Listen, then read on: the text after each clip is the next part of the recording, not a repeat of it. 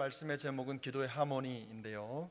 또 제가 말씀을 준비하면서 더 좋은 기도의 제목, 우리 말씀의 제목을 한번 적어봤는데 그건 뭐냐면 온전한 믿음의 세대입니다. 온전한 믿음의 세대.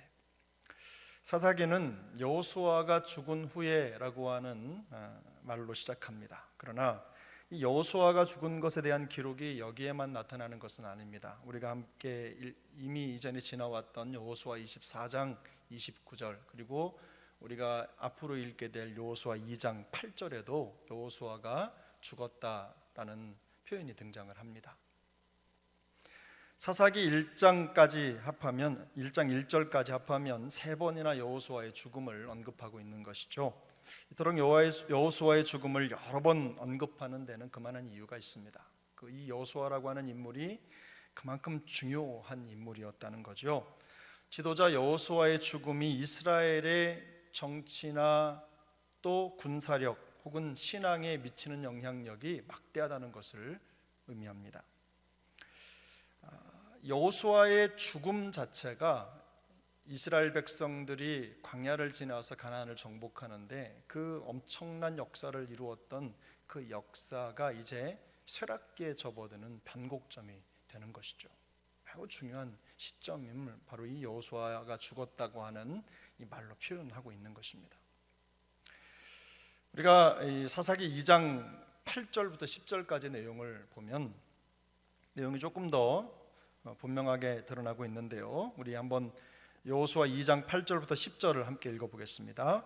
여호와의 종 눈의 아들 여호수아가 110세에 죽음에 무리가 그의 기업의 경내에 에브라임 산지 가하스산 북쪽 딥낫 헤레스에 장사하였고 그 세대의 사람도 다 그 조상에게로 돌아갔고 그 후에 일어난 다른 세대는 여호와를 알지 못하며 여호와께서 이스라엘을 위하여 행하신 일도 알지 못하였더라.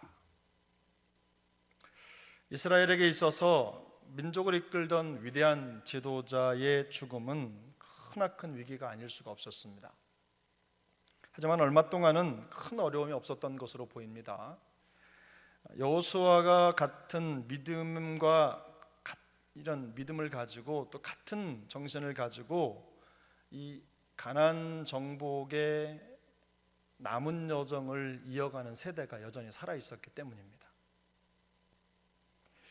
그들이 남아서 민족의 정신적 지주가 된 거죠. 오늘 금방 읽었던 구절에도 보면 무리가 그의 경내에 에브라임 산지에 여호수아를 장사 지냈는데 그 10절에 보면 그 세대의 사람도 다 그 조상에게 돌아갔다 이런 표현이 있죠.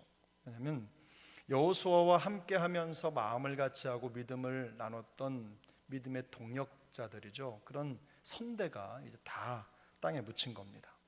그 기둥 같은 역할을 했던 세대가 이제 없어진 거죠. 그러자 그 세대에 엄청난 변화가 일어나기 시작하는 겁니다. 10절에 말씀하고 있는 대로 여호와를 알지도 못하고 여호와께서 행하신 일을 기억하지도 못하는 세대가 이제 여호수아의 다음 세대로 등장을 하고 있는 것입니다.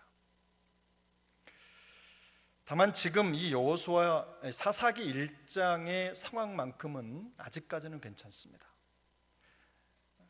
왜냐하면 믿음의 세대가 여전히 살아있기 때문입니다.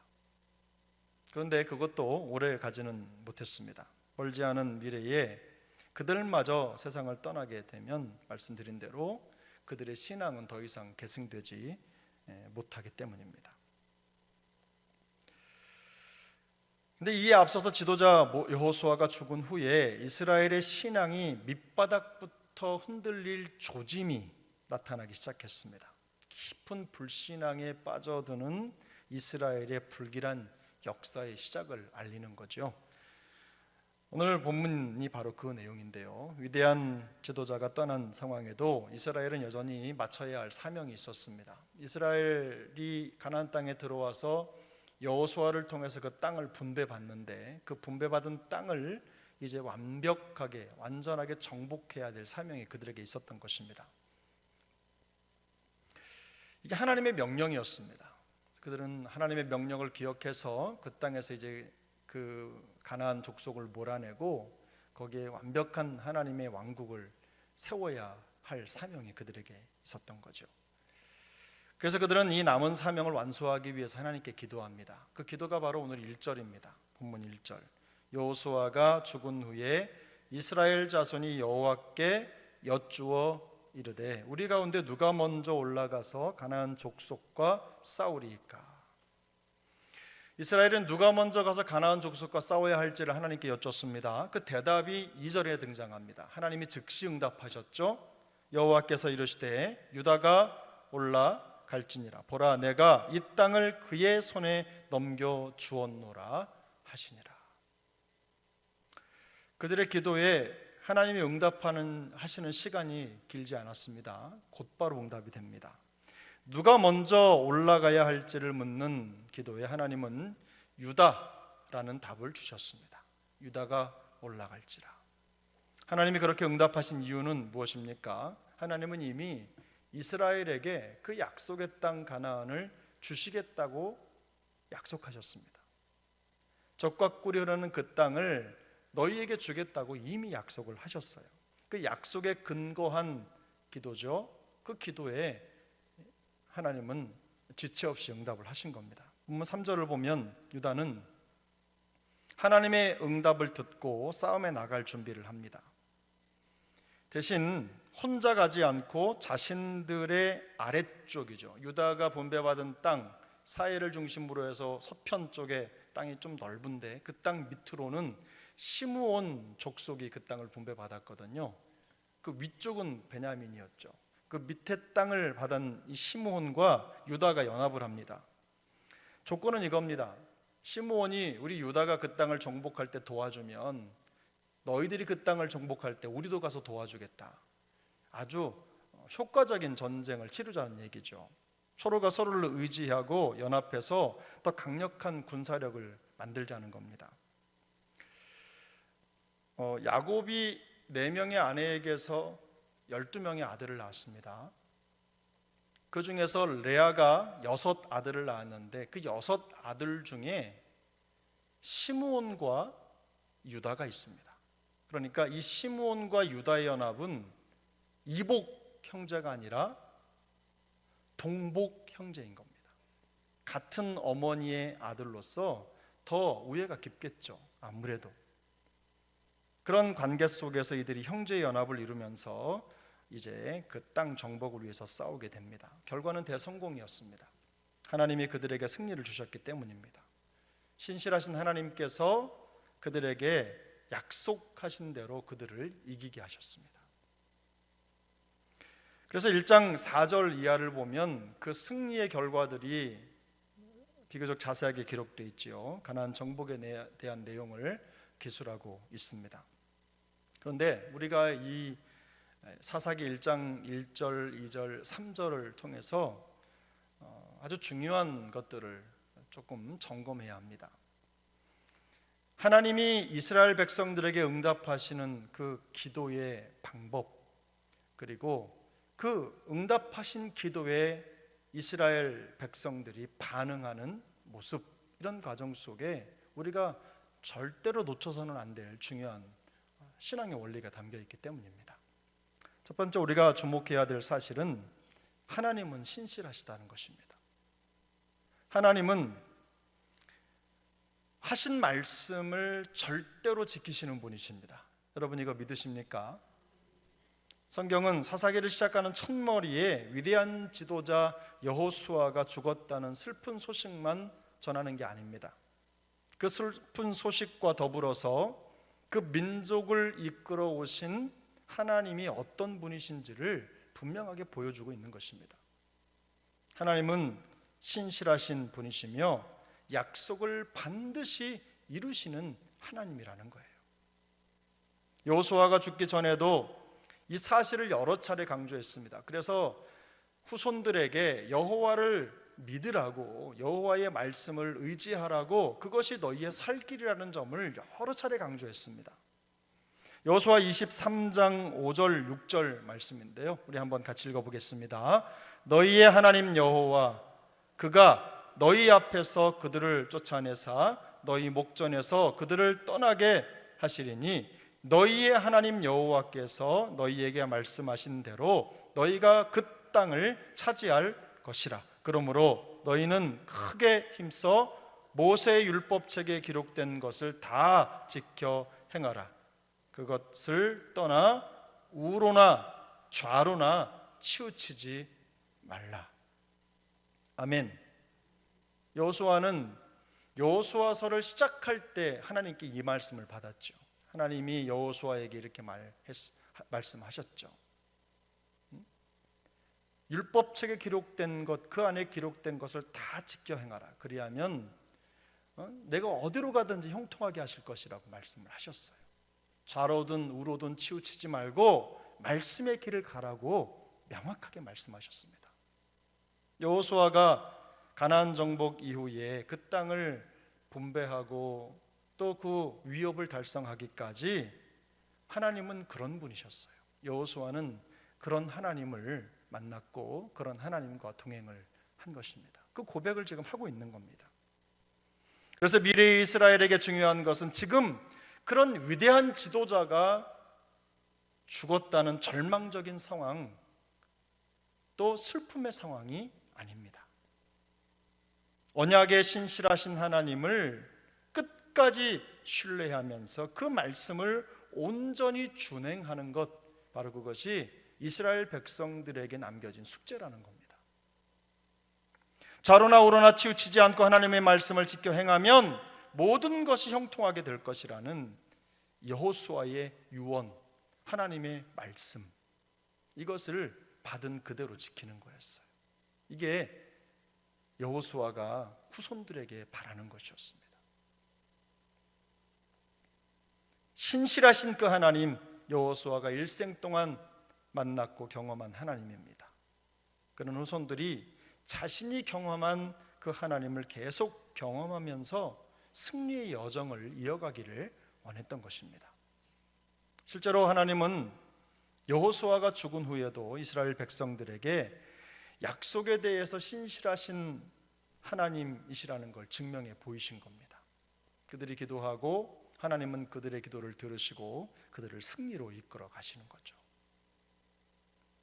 근데 전체 과정을 보면 맛보기만 보여주시는 것 같아요. 여전히 그들의 기도에 응답하셨습니다. 승리를 주셨어요. 이스라엘 백성들의 기도에 유다가 올라갈지니라 보라 내가 이 땅을 그의 손에 넘겨 주었노라, 이렇게 말씀을 하시면서 그 언약을 다시 한번 상기시켜 주십니다. 내가 이미 너희에게 말했다는 겁니다. 근데 이 하나님의 음성에는요, 일말의 망설임도 느껴지지 않습니다. 하나님이 당신이 하신 말씀을 주저하실 리가 없지 않습니까? 그 약속을 하나님은 지키실 능력이 있으신 분이십니다. 그래서 이스라엘 백성들의 기도를 들을 때 하나님은 망설임 없이 그 약속을 다시 상기시켜 주는 것입니다. 말씀드린 대로 이스라엘이 이처럼 아주 빠르게 기도 응답을 받을 수 있었던 것은 바로 그들의 요구하는 기도의 내용이 이미 하나님이 말씀하신 약속에 담겨 있기 때문입니다. 우리가 요한복음 15장 7절도 보면 너희가 내 안에 거하고 내 말이 너희 안에 거하면 무엇이든지 원하는 대로 구하라. 그리하면 이루리라. 무슨 말입니까? 우리가 구원받은 하나님의 사람으로 그리스도 안에서 그리스도와 연합하고 그 말씀을 우리 안에 가지고 그 말씀이 우리의 기도가 되면 하나님은 그것을 반드시 이루어 주신다는 거예요. 주님은 신실하신 분이시기 때문에 우리가 말씀을 의지해 기도하면 반드시 응답하시는 것입니다. 그러므로 신실한 하나님을 기억하시길 바랍니다. 그 말씀을 의지해서 기도하시고 응답의 기쁨을 누리는 우리 모두가 됐으면 좋겠습니다. 기도자에게 제일 중요한 건 무엇입니까? 하나님이 어떤 분인지를 아는 거예요. 그걸 신뢰하는 거죠. 하나님이 신실하심을 믿는다면 그분을 온전히 의지하고 기도하되 의심하지 않기를 바랍니다. 우리가 의심할 때 그저 저기 바람에 밀려 요동치는 그런 존재일 수밖에 없는 겁니다. 살아계신 하나님을 온전히 의지하면 하나님이 우리에게 약속하신 모든 것들이 이루어지는 것들을 우리가 두 눈으로 목격하게 될 것입니다. 그런 은혜가 우리 모두에게 있기를 소망합니다. 두 번째, 우리가 이 사사기를 시작하는 본문을 놓고 꼭 기억해야 될 교훈이 있습니다. 그것은 성도는 신실하신 하나님의 말씀에 신실하게 반응해야 된다는 거예요. 본문 3절을 같이 읽겠습니다. 본문 3절입니다. 유다가 그의 형제 시므온에게 이르되 내가 제비 뽑아 얻은 땅에 나와 함께 올라가서 가나안 족속과 싸우자. 그리하면 나도 내가 제비 뽑아 얻은 땅에 함께 가리라 하니 이에 시므온이 그와 함께 가니라. 아멘. 하나님은 누가 올라가서 가나안 족속과 싸워야 할지 묻는 이스라엘 백성들에게 유다가 올라가라고 즉시 응답하셨습니다. 유다는 기도 응답을 따라서 순종합니다. 가나안에 올라가서 싸워서 승리합니다. 근데 이렇게만 보면 유다의 승리로 끝나는 것 같지만 그렇지가 않습니다. 조금 더 본문을 앞쪽으로 가서 1장 19절을 함께 읽겠습니다. 1장 19절입니다. 함께 읽습니다. 여호와께서 유다와 함께 계셨으므로 그가 산지 주민을 쫓아내었으나 골짜기의 주민들은 철병거가 있으므로 그들을 쫓아내지 못하였으며. 하나님께서 유다와 함께 계셨지만 그들은 골짜기의 철병거로 무장한 족속들을 몰아내지 못했습니다. 유다와 함께 하신 하나님이 능력이 없다는 말을 하는 게 아닙니다. 유다가 함께 하시는 하나님의 힘을 온전히 의지하지 못했다는 점을 지적하고 있는 것입니다. 이런 조짐이 오늘 3절에 나와 있는 거죠. 하나님은 누가 올라갈지 묻는 그들에게 유다가 올라갈지니라고 주저없이 말씀하셨습니다. 그러나 유다는 하나님의 응답만으로는 충분하지 않았습니다. 그는 그래서 자신의 형제를 찾아가서 나와 함께 올라가서 싸우자고 도움을 요청합니다. 한편으로 군사적으로 힘을 키워서 적을 상대하는 게 뭐가 잘못된 일입니까? 상식적으로 보면 오히려 그게 합리적입니다. 나 혼자 가서 싸우는 것보다는 도움을 주고받으면서 상부상조하는 게 훨씬 더 효과적이죠. 힘도 덜 수 있고 전략도 더 잘 세울 수 있습니다. 수적으로도 유리하고 군사적으로 힘을 갖출 수 있기 때문입니다. 그런데 이런 행동이요, 영적으로 보면 하나님의 말씀에 온전히 반응하지 못하는 신실하지 못한 행동이 된다는 겁니다. 이스라엘은 처음부터 자신의 능력으로 가나안을 정복하지 않았습니다. 홍해를 건넌 것도 그들의 능력이 아니라 하나님의 능력이었습니다. 광야를 지나게 하신 것도 그들의 능력이 아니라 하나님의 능력이고 인도였습니다. 요단을 건너게 하신 것도 마찬가지입니다. 여리고를 무너뜨리실 때도 그들의 능력이 아니라 하나님의 능력이 그 성을 무너뜨렸습니다. 자신들의 힘만 의지하고 나아갔을 때 작은 아이성조차도 격파하지 못했던 자들이 이스라엘입니다. 하나님 앞에 돌아서서 하나님의 능력을 의지할 때 그들은 바로 하나님이 말씀하신 대로 그 땅을 정복하는 능력을 경험하게 된 겁니다. 그들과 함께 하시는 하나님이 그들의 능력이었고 그들의 군사력이었습니다. 하나님이 그들을 위해 싸우셨기 때문에 그들은 승리할 수 있었던 것입니다. 여호수아가 죽었다고 해도 이런 승리의 원리는 변하지 않습니다. 이스라엘은 끝까지 하나님을 의지하고 그분의 말씀을 온전히 준행하는 것을 그들의 군사력으로 삼아야 했던 것입니다. 다시 말해서 유다는 하나님의 분명한 응답을 듣고도 그 응답대로 따르지 않았습니다. 자기 생각을 따른 거죠. 우리가 그런 경우 많잖아요. 기도하고 하나님이 주신 마음의 응답이 명확한데 한편으로 내가 조금 뭐가 부족하다고 생각해서 내가 거기에 뭘 더해야 된다는 생각을 하게 된다는 것이죠.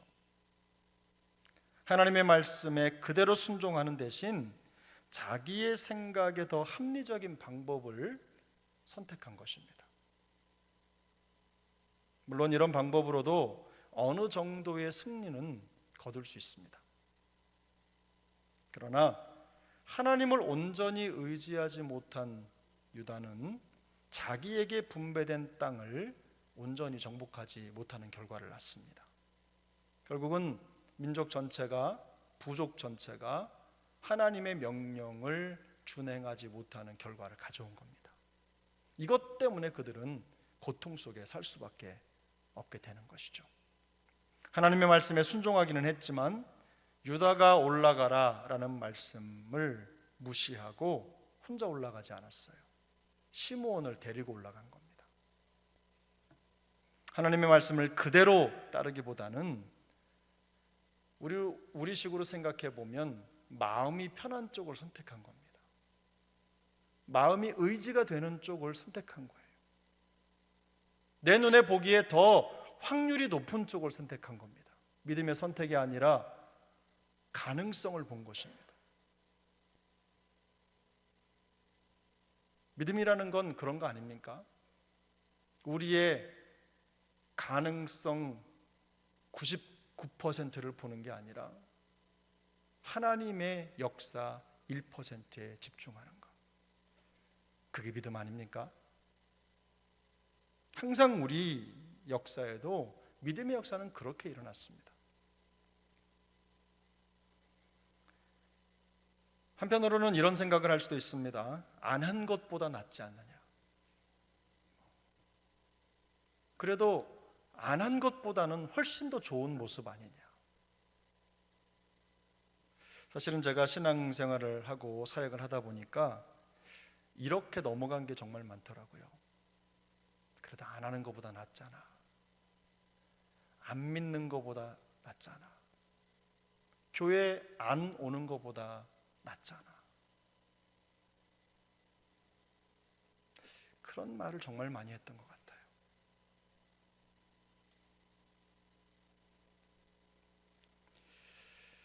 그런데 여러분,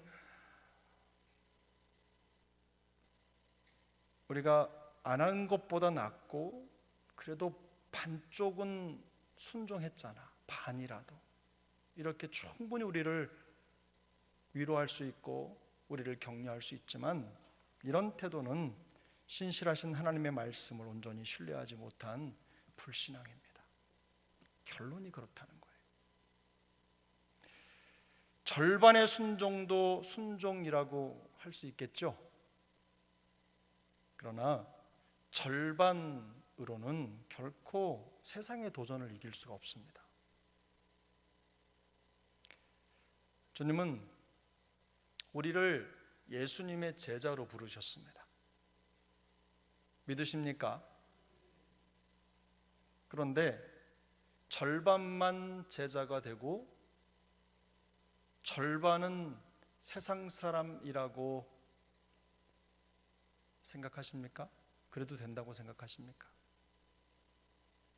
절반만 제자가 되어도 된다고 생각하는 사람을 우리는 온전한 제자라고 부르지 않습니다.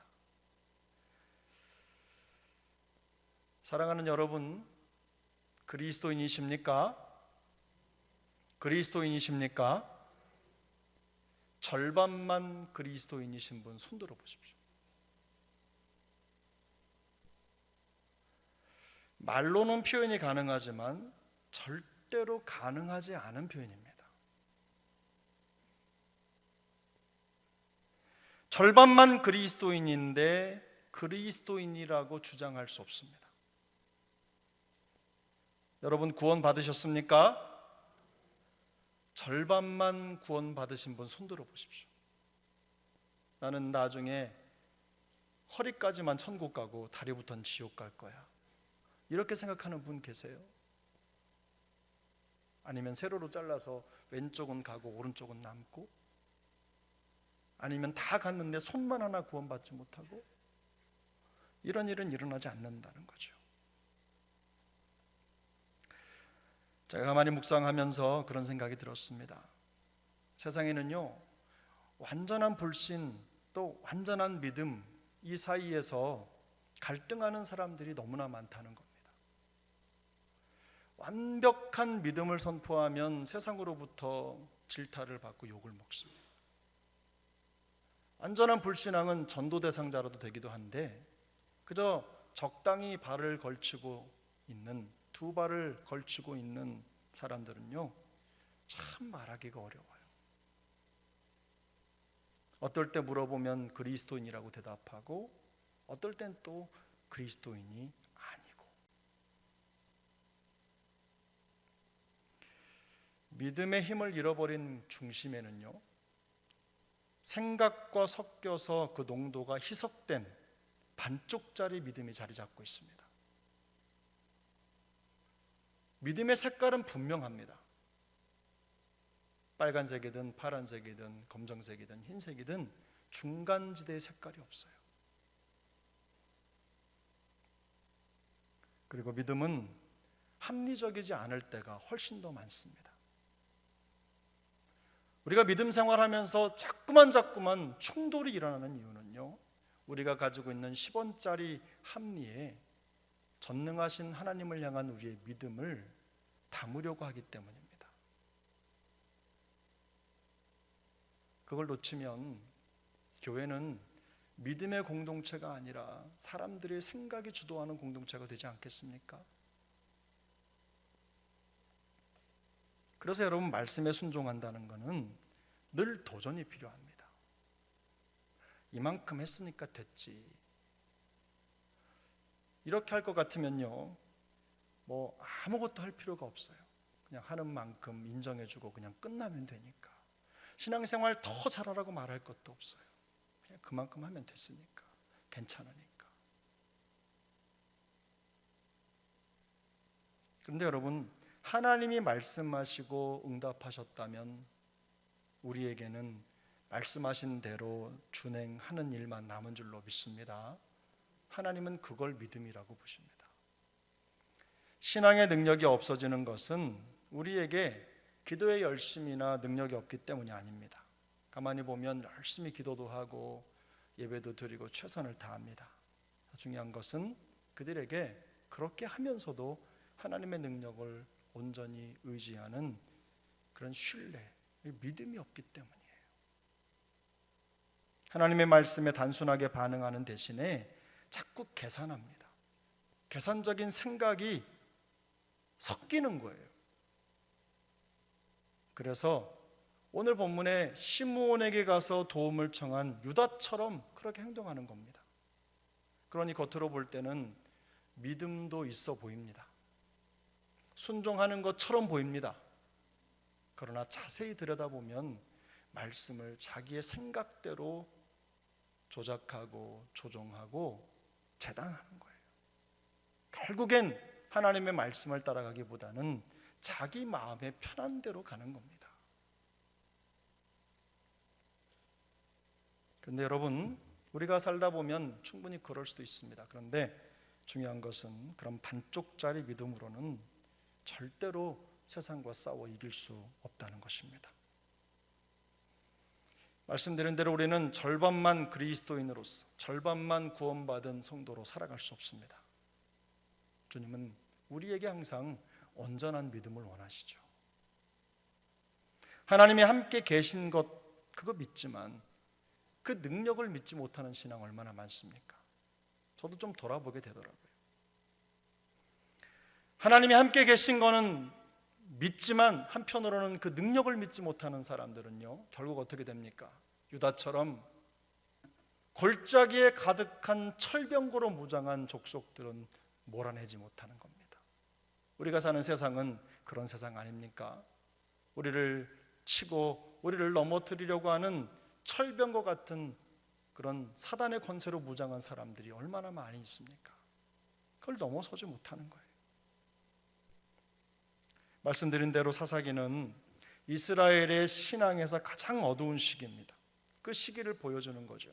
하나님을 알지도 못하고 하나님이 행하신 일도 알지 못하는 다른 세대의 역사가 이 사사기 속에 등장합니다. 그런 경고로 가득한 책이 사사기입니다. 하지만 처음부터 여호수아 이후의 세대가 그렇게 무너진 것은 아닙니다. 온전한 믿음을 지키지 못하고 반쪽짜리 믿음으로도 충분하다는 이런 생각이 결국엔 믿음 없는 다른 세대를 잉태하고 출산하고 만 것입니다. 그러므로 여러분, 우리 모두가 신실하신 하나님과 그분의 말씀을 온전히 믿고 따르는 그런 신실한 성도가 될 수 있기를 소망합니다. 믿음은 복잡한 게 아닙니다. 말씀하신 그대로 따라가면 되는 거예요. 하나님의 말씀을 단순히 믿고 그냥 따르는 것, 바로 그것이 믿음입니다. 저는 우리 애나골의 동지들이 이런 믿음의 세대가 될 수 있기를 바랍니다. 이런 단순한 믿음으로 어려운 복잡한 세상을 돌파할 수 있기를 예수님의 이름으로 축복합니다. 하나님의 신실하심을 믿고 우리가 기도했으면 그 기도 응답을 주신 대로 믿음을 고백하면서 그 믿음에 물타기 하지 않고 우리의 생각 타기 하지 않고 관습 타기 하지 않고 믿으라 하면 그 믿음, 순백한 그 믿음으로 하나님의 말씀을 따라가는 우리 모두가 될 수 있기를, 그래서 당당한 믿음의 세대로 거듭 세워질 수 있기를 예수님의 이름으로 축복합니다.